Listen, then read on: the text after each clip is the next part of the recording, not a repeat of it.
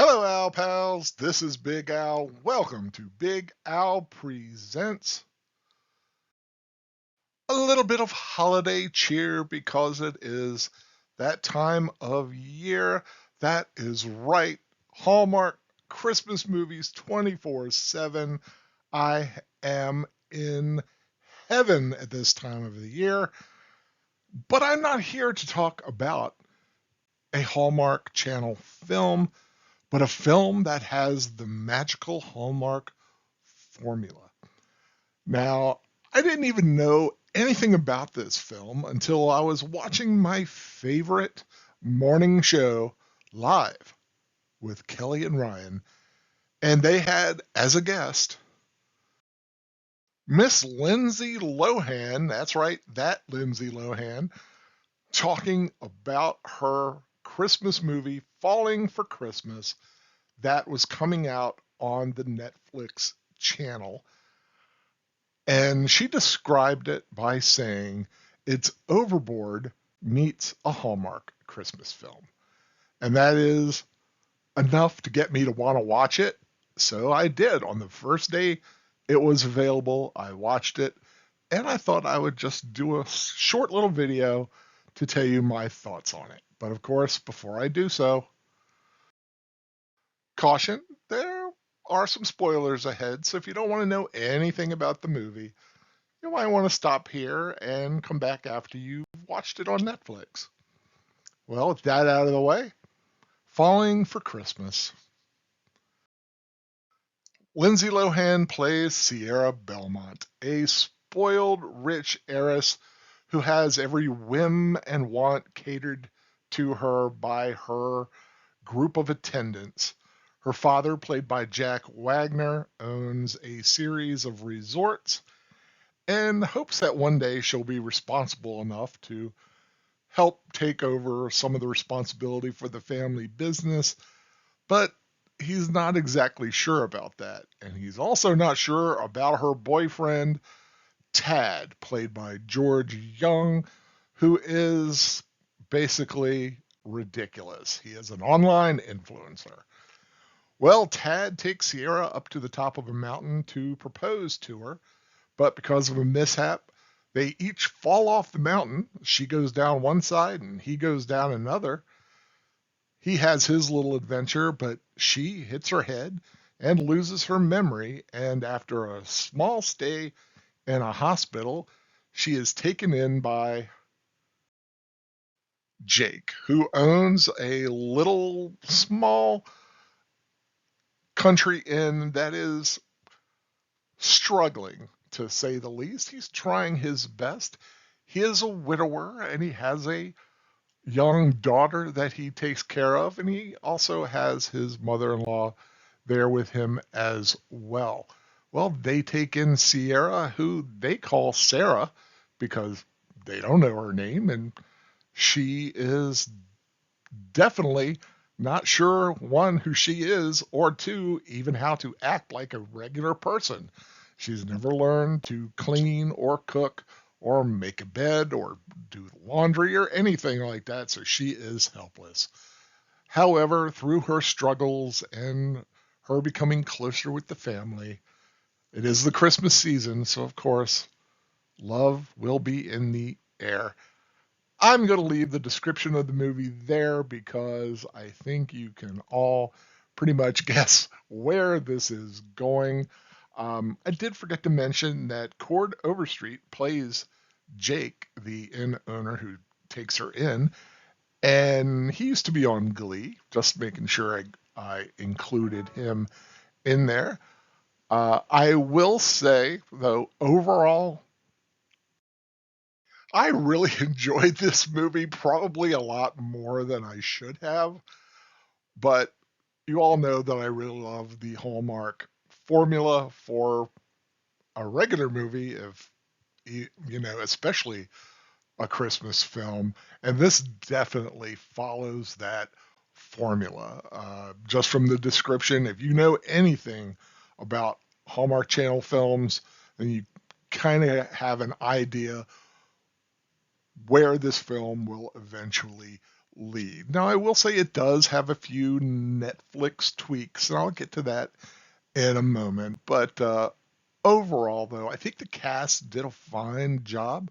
Lindsay Lohan, who has had some issues over the past few years, so to speak, is trying to get her foot back in the mainstream, trying to shake off all the trouble that she's had, and start making some films again. And I think a film like this was an excellent place to start. It is homey, it is comfortable, and very accessible to almost anybody to watch and enjoy at this time of year. She has great chemistry with Cord Overstreet from uh, Glee, who of course plays Jake.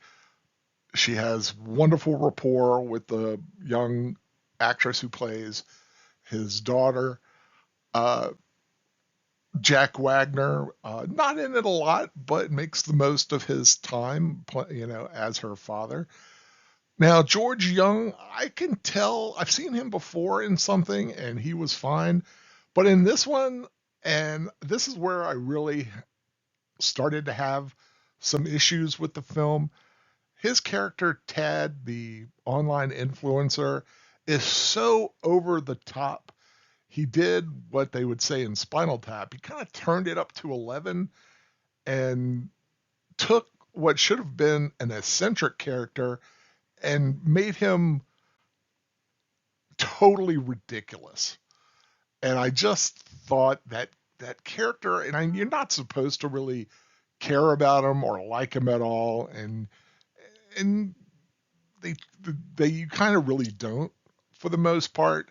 He does go off in his little adventure, which I honestly didn't care about, and every time they flashed back to him, it kind of was a little speed bump into what was the fun and interesting part of the film for me. Uh, will say though, if you like a Hallmark film, if you like a Hallmark Christmas film, I believe you will like this one. Now, of course, Netflix does kind of tweak its few things. There may be one or two kind of uh, social agenda statements, nothing major. And if you're not paying attention, you probably would have missed it.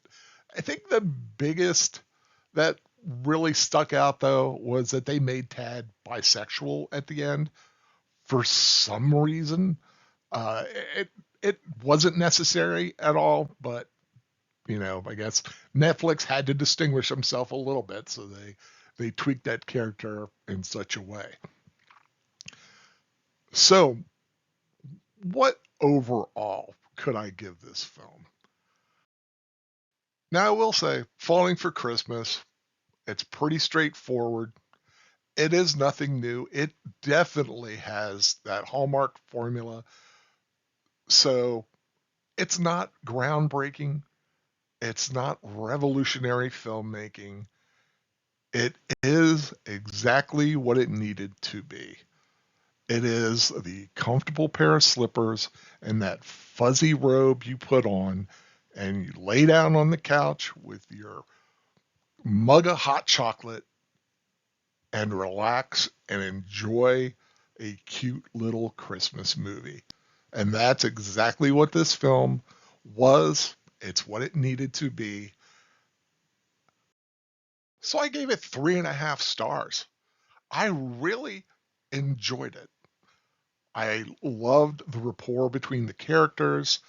I loved the storyline of her learning how to be a real person and not someone who has every need taken care of for her. At the beginning, they even showed someone pouring the champagne for her, tipping the glass so she could take a sip. So it's a little over the top in a couple of places, but it really has it where it counts. It has a heart. It has a great sense of an emotional uh, feel to it, and I love it when a town comes together to help out someone who has done so much for them. And so they really come through for Jake at the end to help. I said there'd be a few spoilers in here, of course, but everything does eventually work out for everybody, just like a good Hallmark film should, even if it's not a true Hallmark film. So 3.5 stars, unapologetically. Love this film.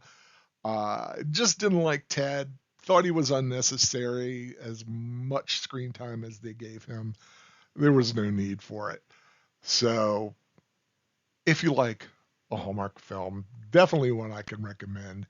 And if you could get past the odd, uh, strange, out of place in a regular Hallmark movie type of a statement, or the fact that they make him uh, kind of bisexual at the end, then you should be fine and enjoy this film perfectly. And if you haven't subscribed to my channel yet, Big Al Presents, I really hope you do so. More reviews, rewatches, and rambles in weeks and months to come. If you like this video, I hope you give it a thumbs up and share it around with your friends. Let them know that there is a fun little Christmas movie out there, even if it does star Lindsay Lohan. And whatever you do decide to watch, be it Falling for Christmas or some other Hallmark film or something that's not even a Hallmark Christmas movie, hope you find something that you really enjoy. That's what it's all about, finding something to like. And until next time, take care, everyone, and goodbye.